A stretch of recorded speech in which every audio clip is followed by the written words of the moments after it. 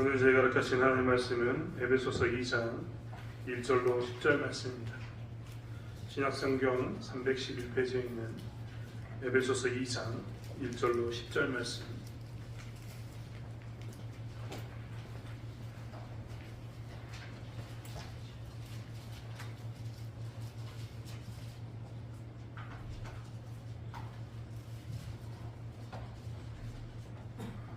이야기하지만 우리 승현이하고 동혁이는 이쪽으로 오세요. 승현이는 장로님 옆에, 동혁이는 장로님 뒤에. 성경 들고 이쪽으로 오세요. 저희 이 두 친구들 꼭 기억하면 기도해 주세요. 그들이 정말 다음 세대에 지도자로 잘 써야 되는데 기도해 주셨으면 좋겠습니다. 장로님 옆에.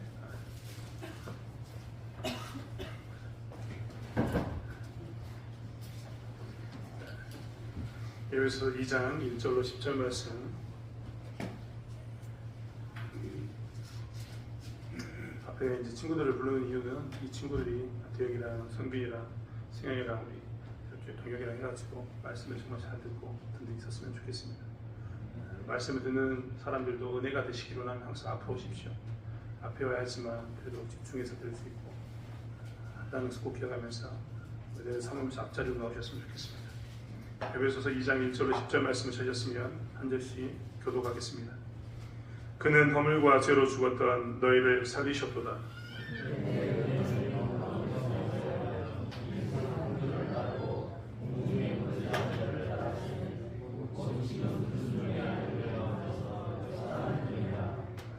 전에는 우리도 다 그 가운데에서 우리 육체의 욕심을 따라 지내며 육체와 마음에 원하는 것을 하여 다른 이들과 같이 본질상 진노의 자녀이었더니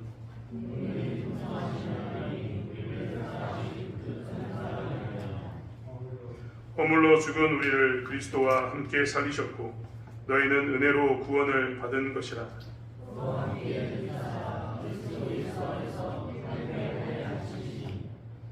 이는 그리스도 예수 안에서 우리에게 자비하심으로써 그 은혜의 지극히 풍성함을 오는 여러 세대에 나타내려 하심이라.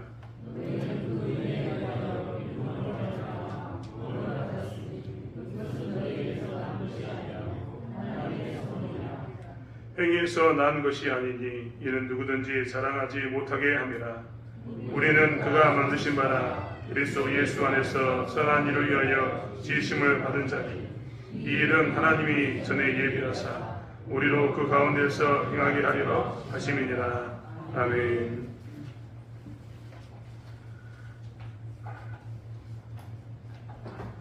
한 주간 편히 지내셨습니까?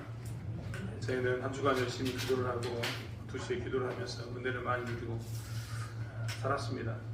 이번 주간은 특별히 저희가 기도하는 주간이었는데 2024년도를 지내면서 저희가 구하라 그러면 이루리라라는 이 말씀 붙들고 살면서 첫째 주는 기도하는 시간을 늘 갖고자 늘 이렇게 기도에 힘썼습니다만 이번 주에는 정말 제게 은혜가 참 많이 되는 시간이었다라고 말씀을 드립니다.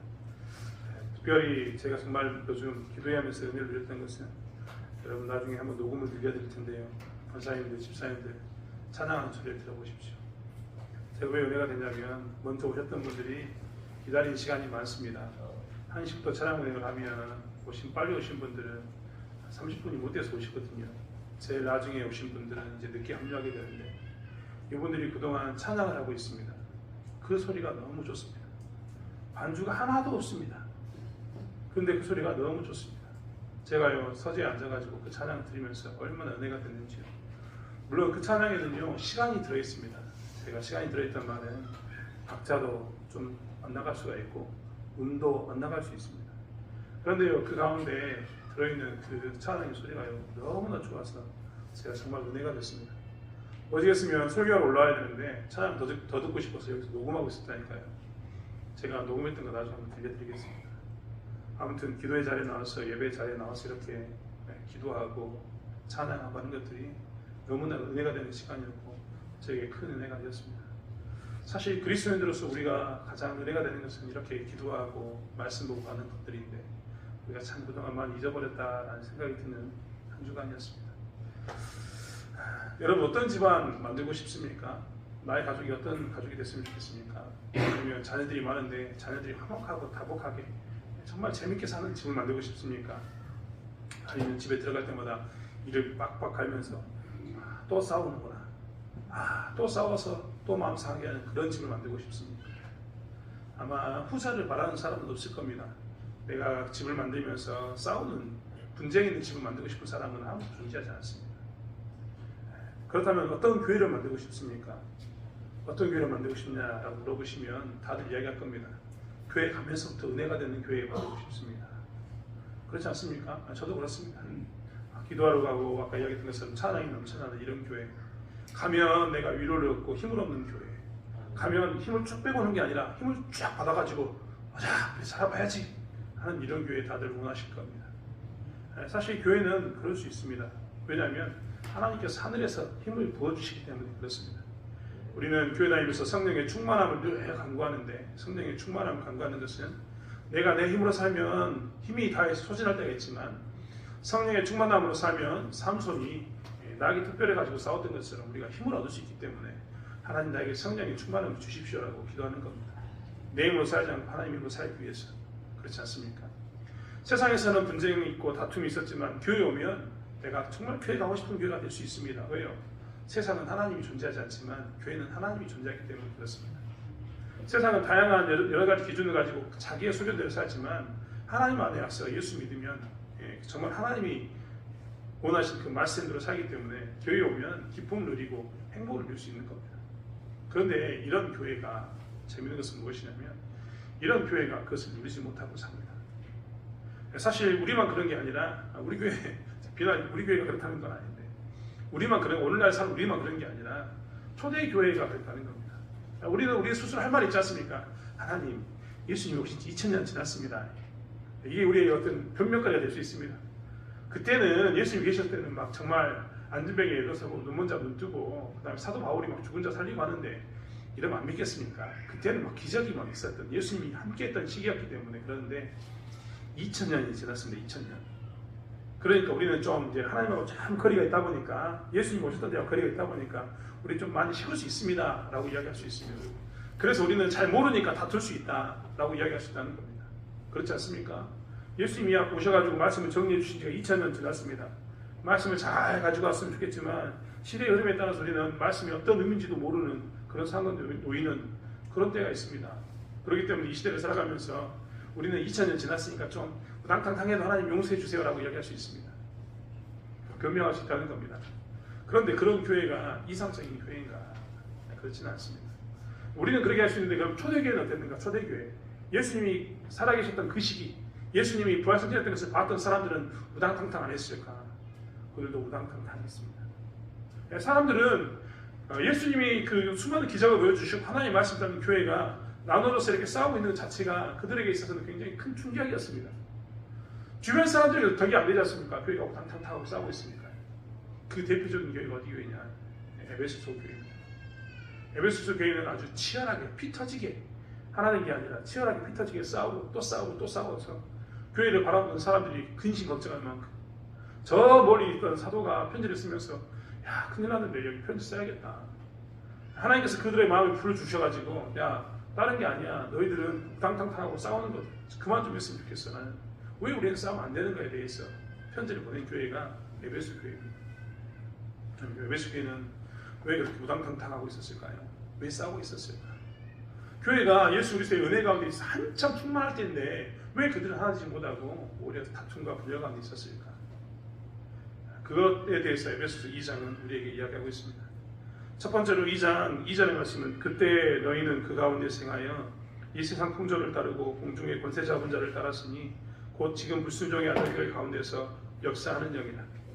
그때 너희는 이 말은 뭐냐면 그때는 너희들이 허물과 죄로 죽었던 때 혹은 아직도 육신 가운데 있는 그 모습 그때를 이야기하는데 여기서 말하는 2절에 있는 너희는 이라는 너희는 사실 교회 전체를 이야기하는 게 아닙니다. 여기서 너희는 헬라인들을 의미하고 있습니다. 여기서 말하는 헬라인이란 뭐냐면 헬라의 삶에서 태어난 사람. 에베소서 교회는요 교회 구성원이 크게 두 개로 나눠져 있었습니다. 헬라에서 에베소서에 살지만 에베소서라는 곳이 유대 땅이 아닙니다. 헬라인들의 땅입니다. 지금의 터키 땅.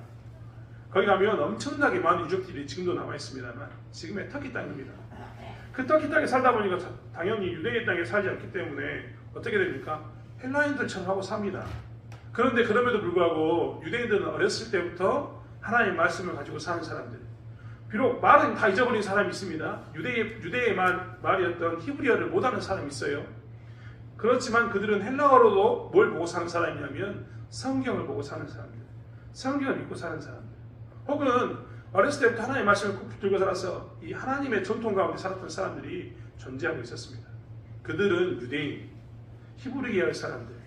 반면에 그 땅에 살면서 아예 예수를 모르고 있던 사람들, 태어날 때부터 헬라의 문화 가운데서 헬라 사람으로 살았던 사람들, 그런데 나중에 예수 믿었던 사람들, 이런 사람들을 헬라계 사람들이라고 이야기했는데 이 두 무리가 크게 존재하고 있었던 겁니다. 물론 구분을 하면 나중에 자유인, 종 이렇게도 구분할 수 있습니다만 크게 문화적 차이가 히브리인들의 문화와 헬라인의 문화가 너무나 큰 차이가 있었는데 이 두 문화를 가지고 있던 사람이 모여가지고 에베소서에서 교회를 만든 겁니다.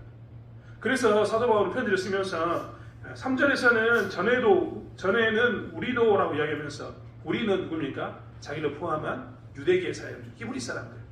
그 다음에 그때 너희는 라고 하면서 너희는 누구라고요? 헬라에 있는 사람들 의미하고 있습니다. 그래서 에베소서 2장 2절에 그때 너희는 라고 했던 너희들은 헬라 쪽 사람들, 헬라 문에 살다가 예수 믿은 사람들을 의미하고 있습니다. 그들에게 있어서 사도 바울은 편지 쓰면서 이렇게 이야기합니다. 그때 너희는 그 가운데서 행하여 이 세상 풍조를 따르고 공중의 권세 잡은 자를 따랐으니 지금 불순종의 아들들 가운데서 역사하는 영이라. 그때 너희는 어떻게 살았냐고 물어보냐면 너희들은 그 가운데 즉 헬라의 문화 가운데 살면서 이 세상의 풍조를 따랐다. 즉 이 세상의 흐름을 따랐다라고 이야기합니다. 여기서 말하는 이 세상이라는 말은 밑에 풋노트에 보시면 밑에 글자에 보시면 이 세대로 바꿨을 수 있다라고 나왔습니다. 그러니까 이 세대 지금 그들이 살았던 세대의 문화를 쭉 따르고 살았던 사람들이 누구라고요? 헬라 사람들. 이 무리가 있었다는 겁니다. 이 무리. 아니 교회에 나눠지는 데 있어서 출신이 무슨 중요하겠습니까? 그렇지 않아요? 우리는 여기서 출신 따지지 않지 않습니까? 저 완도 사람인데 완도 출신이라고 저를 천대하지 않지 않습니까? 그렇죠? 저 영광 사람을 받아주시는 거예요. 이 대참교회를 구성하는 데 있어서는 영광 사람, 완도 사람 이런 거 안 따지잖아요. 그런 것처럼 이 사람들이 헬라인인 게 아무런 영향이 없어야 되는데 중요한 것은 이 너희들이 그 헬라인 너희들이 그 어떤 가지고 있는 그것이 지금 교회가 하나 되지 못하게 하는 그 역할을 하고 있어서 사도 바울은 이야기해 주고 있는 겁니다. 그럼 그 역할 헬라계 사람들이 가지고 있었던 헬라인들이 교회에 들어와가지고 더 이상 하나님 믿는 사람을 살아야 되는데 섞이지 못하고 자꾸 문제를 일으킨 이유가 뭐냐를 따져보니까 그 이유가 뭐였냐면 너희들이 이 세상에 이 세대의 풍조를 따르고 라고 했던 세대의 풍조를 따르고 있었다는 겁니다. 그리고 여기서 말하는 공중의 권세 잡은 자를 따랐다 이 말은 뭐냐면 하나님과 인간 사이에서 공중의 권세 잡은 자 하나님과 인간 사이에 있는 그 공중 그 사이에 권세 잡은 자를 의미하는데 이것은 다른 말로 이야기하면 사단을 의미하고 있습니다. 그러니까 그전에 너희들이 사단이 너희 가운데 있어서 하나님을 떠나게 했던 그 세력 가운데 있었다 이 말을 하고 있는 겁니다. 중요한 것은 아무튼 교회 안에 들어왔던 이 헬라계 사람들이 뭘 했다고요? 이 문제 때문에 하나 되지 못했습니다. 그 대표적인 게 세상의 풍조를 따르는 겁니다. 세대의 풍조를 따르는 것이라는 겁니다. 그럼 우리는 따져봐야 됩니다. 도대체 헬라계 사람들이 가졌던 세대의 풍조는 뭐였을까? 세대의 풍조는 무엇이었을까? 우리는 오늘 에베소서는 다 그 이야기 하고 있지 않지만 사도행전을 통해서 그 말씀을 유추해 볼 수 있습니다. 사도행전 19장 근처에 가시면 거기 어떤 이야기가 나오냐면 에베소서에서 복음을 전했던 이야기들이 나옵니다. 그리고 에베소서의 문화가 나오고 있습니다. 에베소서의 문화를 따져보면 가장 첫 번째 제가 사도행전 안 찾아보겠습니다. 첫 번째는 3, 4월에 있었던 아데미 축제가 가장 큰 문제였습니다. 에베소는요 아데미 신전이 엄청나게 크게 있었거든요. 이 아데미 신전에 3, 4월이 되면 아데미 축제가 있었습니다. 저희도 봄이 되면 막 축제가 있으면 사람들이 찾아가잖아요. 그런 것처럼 이 아데미 축제가 열리면 주변에는 엄청나게 많은 사람들이 관광을 왔습니다. 축제가 너무 크니까. 아데미 축제라는 게 뭐가 문제겠습니까만 아데미 축제의 그 방식이 문제입니다. 아데미 축제에 오면요 제일 먼저 뭘 하냐면 신전에 들어가서 예배를 드립니다. 우상을 숭배하는 것도 문제겠지만 더 큰 문제는 그 다음입니다. 그 당시 아데미 여신을 섬기는 제사장 중에 여자들과 함께 간음하는 여자들과 함께 동침을 하며 복을 받는다라고 생각을 했습니다. 우리가 생각에는 황당하지 않습니까? 그런데 그 당시에는 쾌락, 우리는 쾌락이라 쓰기 때문에 굉장히 부정적이지만 다른 말로 이야기하면 기쁨이거든요. 즐거움. 자기들에게 즐거움을 찾는 것, 즐거움을 계속 쫓아가는 것은 뭐냐면 복된 일이라고 생각하는 사람들이 있었습니다. 그렇기 때문에 그들은 아데미 여신의 신전에 와서 남자와 여자가 서로 동침하면서 그렇게 하면 복 받는다라고 생각했던 겁니다. 그러다 보니까 3월달 4월이 되면 어떻게 되냐면 아데미 신전의 여사제들과 함께 지냈던 음란함이 마을 전체에 쭉 깔려버리는, 그 도시 전체가 다 음란한 문화 가운데 점령당하는 그런 문화가 생기는 겁니다. 어디를 가도 남자와 여자가 동침하는 이런 문제들이, 함께하는 그 음란한 행위들이 자연스럽게 돼버리는 그런 문제가 생기게 되는 겁니다. 그래서 그런 풍조 가운데 누가 있었느냐? 에베소 교회의 사람들, 특별히 그 중에서도 헬라계 사람들이 존재하고 있었습니다. 이것만 있었습니까? 에베소는요, 이 아데미 신전에서 여행 왔던 사람들에 의해서 그들을 대상으로 정상으로 먹고 살았습니다. 특별히 은장색, 요즘 우리 여행 가면 장식품, 기념품 사오지 않습니까? 그런 것처럼 아데미에 온 사람들은요, 은으로 만든 아데미 여신의 그 기념품을 사가서 에베소로 갔다 왔어 라는 것을 자랑했는데, 그러게 만들기 위해서 이 은으로 만든 장식품을 파는 일들이 에베소서의 주된 사업이었습니다. 나중에 예수 믿고 사람들이 은 장식으로 된 아데미 이것을 사지 않으니까 어떻게 합니까? 폭동을 일으킵니다. 폭동을.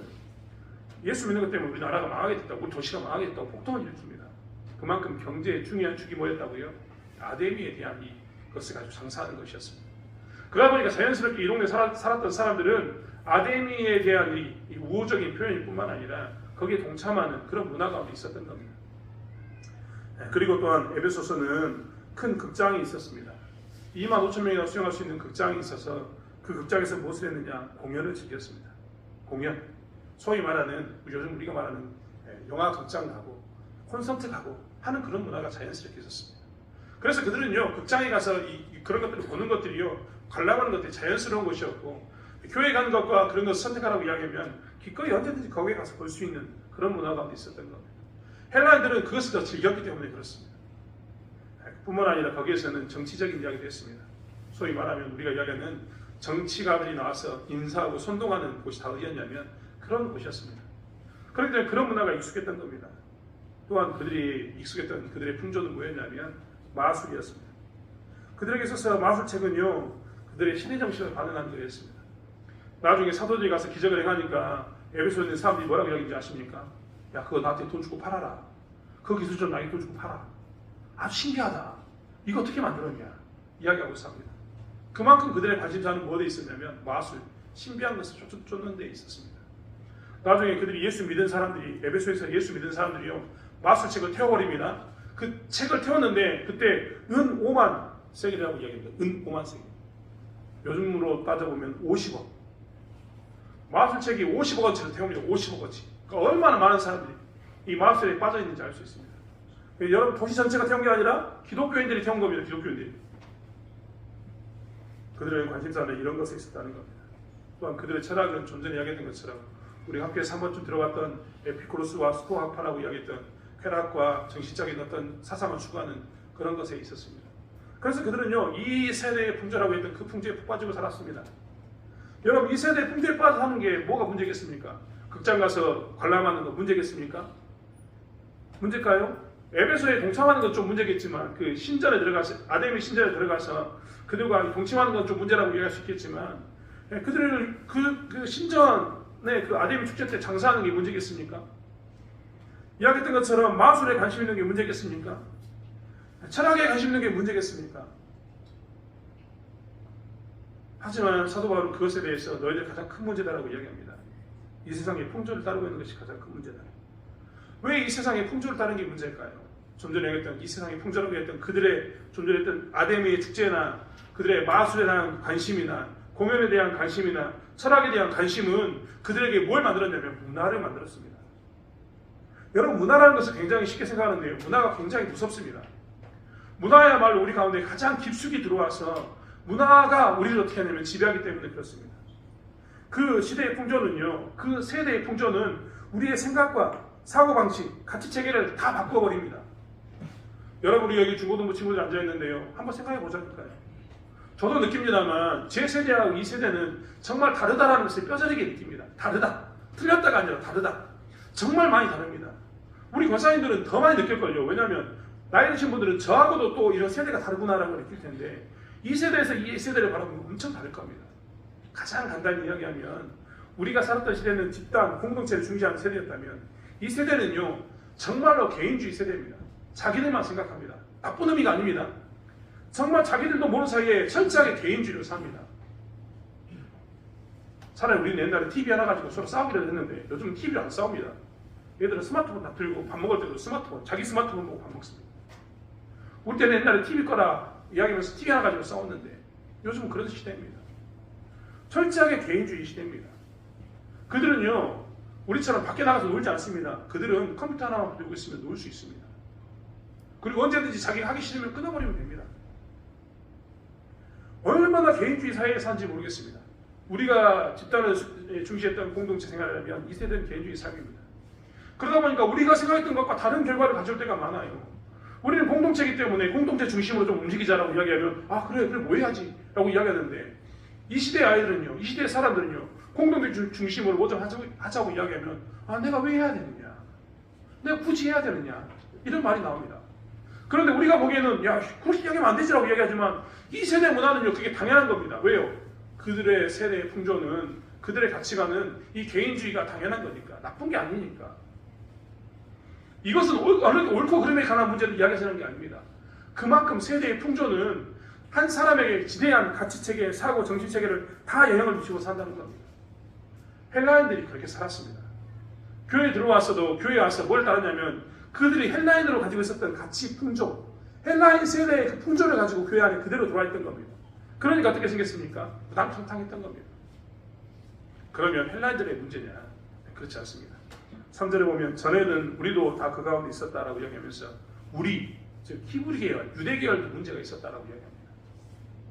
유대 계열의 문제는 뭐냐면 우리 육체의 욕심을 따라 지내며 육체와 마음이 원하는 것을 하여 다른 이들과 같이 본질상 진노의 자녀였다. 유대인들이 뭐라고 이야기하냐면 육체의 욕심을 따라 육체와 마음이 원하는 것을 하고 살았다는 겁니다. 여러분 유대인들이 로마서에 보면 로마서 3장인가 보면요 유대인들의 좋은 점이 나옵니다. 유대인들의 좋은 점은 뭔지 아십니까? 유대인들이 이방 민족보다 더 좋은 점. 로마서 3장에 보면 유대인들이 이방 민족보다 더 좋은 점이 몇 가지가 있다. 심이 많다라고 표현하고 있습니다만 그 중에 첫 번째는 하나님의 말씀을 가지고 있는 것이라고 이야기합니다. 즉 유대인들이 이방인들보다 좋았던 것은 뭐냐면 하나님의 말씀을 먼저 가지고 있었습니다.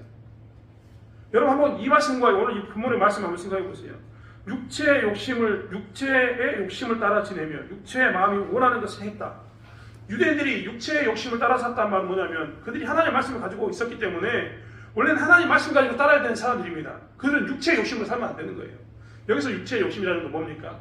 하나님 말씀이 아니라 자기가 원하는 것을 했다는 겁니다. 자기 중심적인 삶을 살았다는 거예요.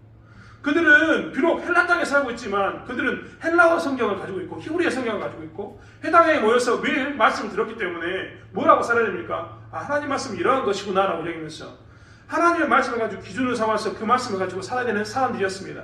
그런데 그들이 어떻게 살고 있었다고요? 하나님의 말씀을 들으면서도 떠나서 버렸다고요? 자기 육체의 욕심에 따라서 자기의 마음이 원하는 대로 살고 있었던 겁니다.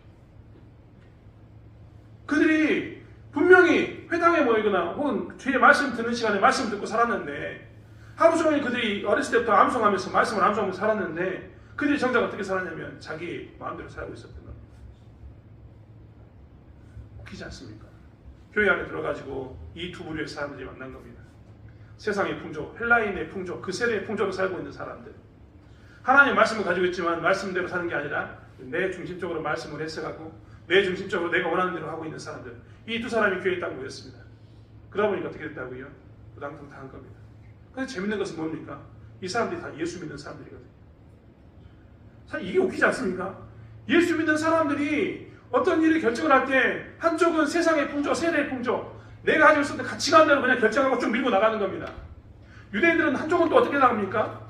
말씀을 들었음에도 불구하고 말씀대로 순종하지 않고 자기가 원하는 대로 쭉 하고 나가는 겁니다. 그러니까 어떻게 했다고요? 교회가 무당탕탕했던 겁니다. 하나 되지 못했던 거죠. 사도 바울은 그것을 보면서 교회가 하나 되지 못한 것 가운데 이것이 있다라고 이야기합니다. 철저하게 자기의 세대의 풍조를 주장하면서 세대의 가치관을 주장하면서 자기가 가진 가치관을 주장하면서 교회가 그리스도 안에 모여 있다 보니까 이런 문제가 생긴 겁니다. 사도 바울은 이런 두 부류의 사람들에게 뭘 이야기하냐면 너희들의 지금 가장 중요한 것이 무엇이었는가? 한 세대는 세대의 풍조를 쫓아가고 있고 한 세대는 자기의 욕심대로 쫓아가고 있는데 너희들이 교회 안에서 모였을 때 너희들이 과연 그러면 무엇을 가지고 살아야 되는가에 대해서 이야기하고 있다는 겁니다. 4절부터는 이렇게 표현하고 있습니다. 긍휼이 풍성하신 하나님이 우리를 사랑하신 그 큰 사랑으로 인하여 허물로 죽은 우리를 그리스도와 함께 살리셨고 너희는 은혜로 구원을 받은 것이라. 또 함께 일으키사 그리스도 예수 안에서 함께 하늘에 앉히시니 이는 그리스도 예수 안에서 우리에게 자비하심으로써 그 은혜의 지극히 풍성함을 오는 여러 세대에 나타내려 하십니다. 두 부류의 사람들은 각자의 모습을 가지고 각자의 주장하는 가치관과 문화 가운데 사는데 사도 바울은 뭐라고 이야기하냐면 그 답이 뭐라고 이야기하냐면 너희들은 사실 그렇게 사는 존재가 아니라 너희들은 어떻게 살아야 된다? 은혜로 살아야 된다 라고 이야기하고 있습니다. 너희들 가운데 중심은 너희들에게서 표현되는 세대의 풍조가 아니고 너희들이 생각했던 먼저 선민 사상을 가지고 나는 이렇게 살아야지 라고 했던 니들만의 어떤 그 자기 욕심이 아니라 뭐라고요? 십자가의 은혜에 너희들의 표대가 있어야 한다 라고 이야기하고 있는 거죠. 은혜가 너희들 가운데 표대가 되지 않는 이상은 너희들의 삶 가운데서 결코 변화가 없을 거라고 이야기하고 있습니다. 여러분 그렇지 않습니까? 우리 교회 가운데 우리에게서 표대가 되어야 할 것은 무엇일까라고 따져본다면 우리에게 있어서 우리의 표대는 은혜가 되어야 할 줄 믿습니다. 교회는요 은혜가 이 교회를 지배하고 있어야지 세대의 풍조가 교회를 지배하고 있어서는 절대 되지 않습니다. 우리의 욕심이 우리를 지배하고 있어서는 되지 않습니다. 여러분 세상 가운데 살아왔던 이 세대의 차이, 좀 전에 했던 기존 세대와 지금 다가오는 세대, 소위 말하면 우리는 베이비 부머 세대라고 이야기하고 있고 요즘 아이들은 알파 세대라고 이야기하는 이제 MZ 세대로 넘어서 알파 세대라고 이야기하는 이 세대, 수많은 세대 차이 가운데 있었을 때 우리가 서로의 세대를 주장하는 게 아니라 뭘 주장해야 된다고요? 은혜를 주장해야 되는 겁니다. 저 멀리 있는 저 세대도 이제 오는 이 세대도 다 어디 있어야 된다고요? 은혜의 표대를 두어야지만 되는 겁니다. 또 하나, 기존에 교회를 오래 다녔던 사람들, 이제 교회 처음 나온 사람들, 특별히 기존에 교회 오래 다녔던 사람들은 그 교회 오래 다녔던 사람들, 그동안 전통과 역사 가운데서 신앙생활을 쭉 하고 있었던 하나님 이름을 붙들고 있는 사람들은 어떻게 살아야 된다고요? 그들도 그들의 이것을 내려놓고 여전히 다시 뭘로 돌아가야 된다고요? 은혜로 돌아가야 되는 겁니다. 내 삶 가운데 은혜가 있지 않으면 되지 않는다. 전통이라는 이름 가운데 그리고 여러 가지 내가 먼저 배웠던 것이 있었기 때문에 그것을 내 편의 중심으로 내 중심적으로 이용해서 쓰는 게 아니라 뭘 바라봐야 된다고요? 은혜를 바라봐야 되는 것입니다. 유대인처럼 간사한 사람이 어디 있습니까? 유대계 사람들처럼 간사한 사람이 없었습니다. 왜 간사하다고 어떻게 표현하냐면 그들은 절기를 지금도 지킵니다. 에베소서 땅에서 절기를 지킨다니까요. 그들은 지금도 여전히 뭐합니까? 선민의식을 가지고 삽니다. 그리고 그들은 지금도 율법이라는 것을 가지고 외치고 살고 있었던 사람들입니다. 그런 그들이 은혜를 잃어버리니까 그리스도 예수 안에서 은혜를 잃어버리니까 다시 어디로 돌아가는 거예요? 잘못된 자기의 욕심으로 돌아가는 겁니다. 교회 오래 다녔던 사람일수록 그렇기 때문에 뭘 항상 추구하고 살아야 되냐면 은혜를 추구하고 살아야 되는 겁니다. 그래서 처음 온 사람이나 오래된 사람이나 표태는 은혜여야 합니다. 기존의 세대나 온 새로운 세대나 다 표태는 뭐 해야 된다고요? 은혜여야 합니다. 집단을 중시하는 게 좋다, 개인을 중시하는 게 좋다, 이런 싸움이 아니라 이것들을 내려놓고 어디에 집중해야 된다고요? 우리가 어떻게 이 자리에 모였는가? 그것은 긍휼이 풍성하신 하나님 우리를 사랑하신 그 큰 사랑으로 인해서 허물로 죽은 우리를 그리스도와 함께 살리셨던 은혜로 구원받은 것을 우리가 기억하고 살아야 되는 겁니다. 사실 우리가 과거를 되돌아보면요, 우리는 세상 가운데 살 때 예수 그리스도를 만나기 전에 우리는 죽어있는 사람이었습니다. 죽어있는 사람. 이렇게 이야기하면 세상 사람들이 이해 못합니다.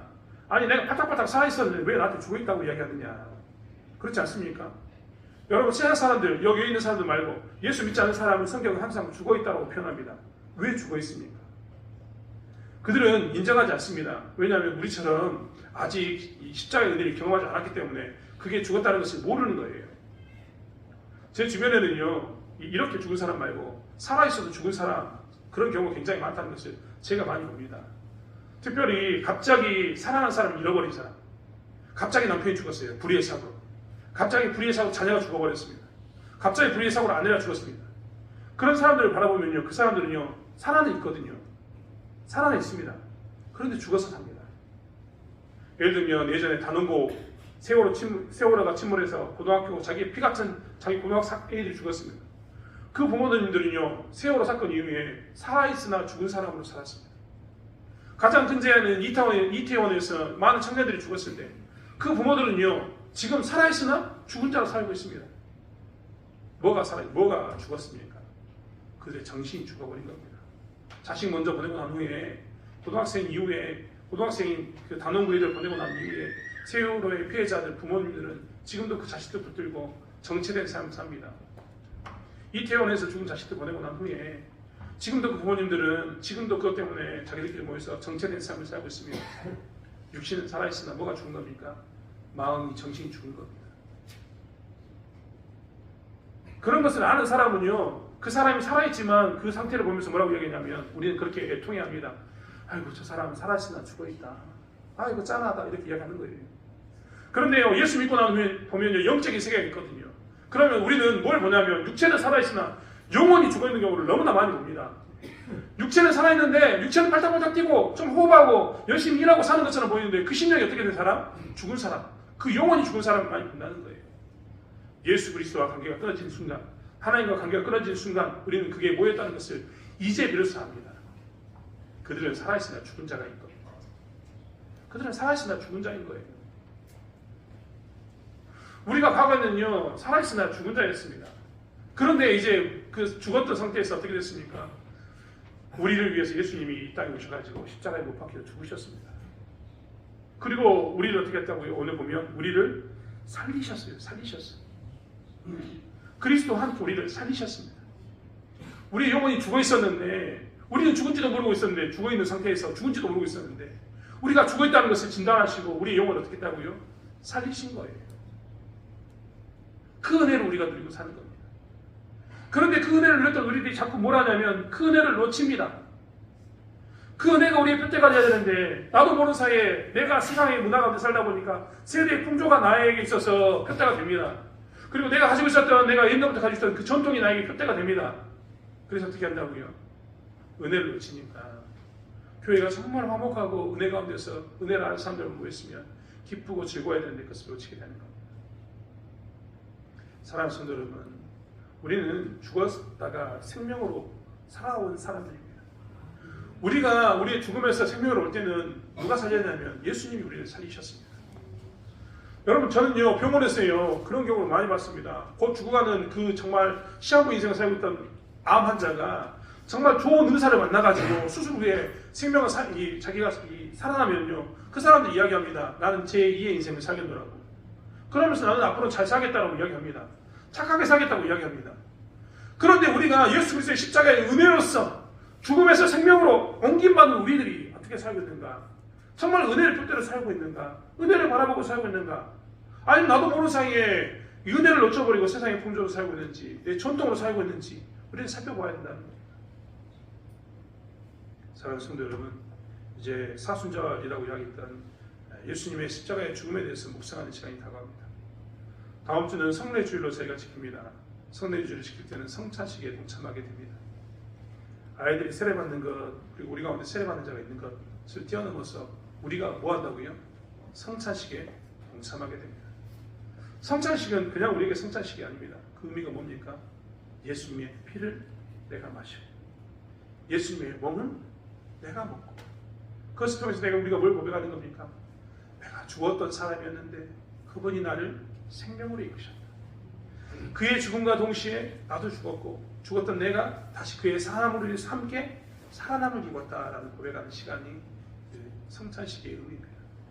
그때는 우리는 은혜의 방편으로 성찬식을 통해서 은혜의 방편인 성찬식을 통해서 뭘 한다고요? 다시 한번 그의 죽음이 그의 살이 나를 위해 죽었고 그의 피가 나를 위해 흘렸다라는 그 은혜를 회복하는 시간이 되는 겁니다. 죽음에서 생명으로 옮겼다는 것을 기억하는 시간이 그 시간이라는 겁니다. 우리가 잃어버렸던 은혜를 회복하는 시간이 그 시간인 것을 보게 됩니다. 사랑하는 성도 여러분, 어떻게 우리가 휩쓸려가고 있는지 다시 한번 이 시점에 우리의 삶을 되돌아봤으면 좋겠습니다. 그리고 다시 한번 우리가 죽음에서 생명으로 예수 그리스도와 함께 살아났다는 것을 기억하면서 우리의 삶의 표대를 다시 한번 맞추는 시간 갖기를 원합니다. 우리의 삶의 표대를 누구에게 맞춰야 됩니까? 은혜에 맞춰야 합니다. 내 삶의 방향성을 어디에 맞춰야 됩니까? 은혜에 맞춰야 합니다. 은혜를 회복하는 저와 여러분이 되기를 원합니다. 우리는 자꾸만 어리석어서 이것이 은혜로 왔다는 것을 자꾸 잊어버립니다. 그렇기 때문에 에베소서 2장에서 이야기했던 것처럼 우리는 마치 내가 신앙생활하는 것이 내가 잘나서 하는 것처럼 자랑할 때가 더 많습니다. 하지만 성경은 뭐라고 이야기하고 있습니까? 그것은 행위에서 난 것이 아니니 누구든지 자랑할 수 없다. 그는 하나님께서 거저주신 은혜이지 선물이었지 너희가 잘나서 준 것은 아니다 라고 강조하고 있습니다. 그러면 우리는 더욱더 뭘 묵상해야 됩니까? 내가 지금 있는 것을 위해서 자랑하는 게 아니라 내가 지금 너희들 앞에서는 당당한 것처럼 보이지만 나는 하나님께 큰 은혜를 받아서 지금 이렇게 살고 있다 라고 고백하고 살아야 될 줄 믿습니다. 또한 거기만 미쳐야 됩니까? 큰 은혜를 받은 사람은 어떻게 합니까? 외치지 않고 살 수가 없습니다. 그래서 성경은 이야기하고 있는 겁니다. 너희들이 큰 은혜를 받은 이유는 그 은혜의 지극히 풍성함을 본 여러 세대에 나타내려 합니다. 내가 받은 은혜의 내 표대가 있으면 내가 스스로 어떻게 할 수밖에 없습니까? 은혜를 나눌 수밖에 없습니다. 여러분 생각해 보세요.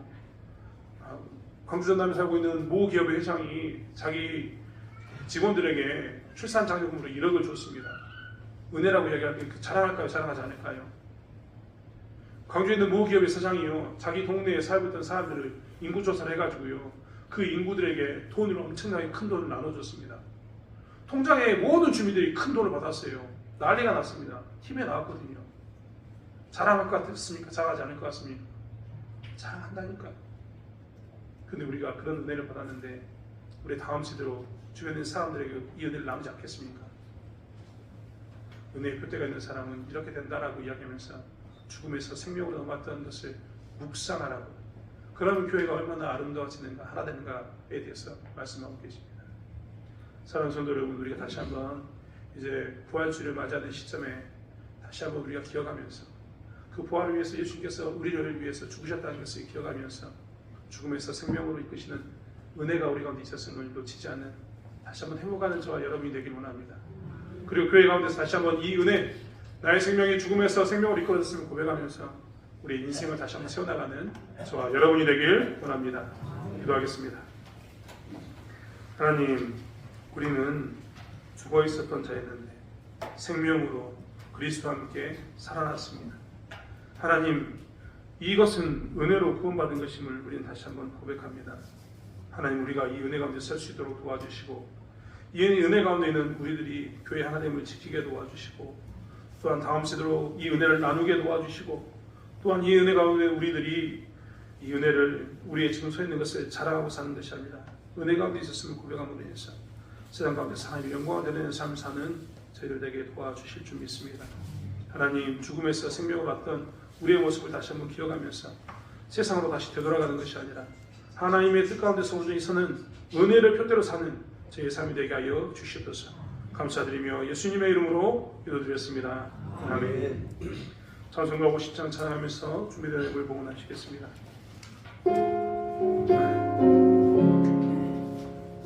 내게 있는 모든 것을 하늘 없이 드리네.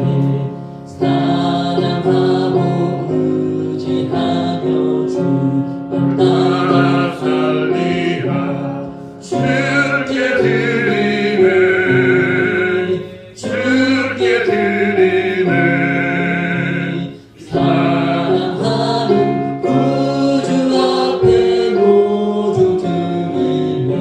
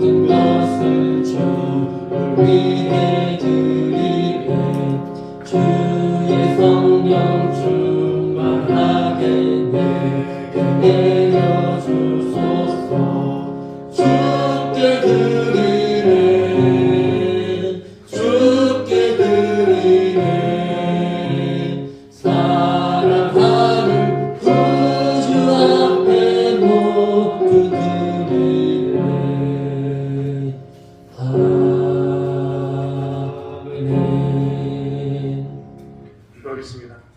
하나님, 사랑하는 딸을 위해서 기도하고 간구합니다.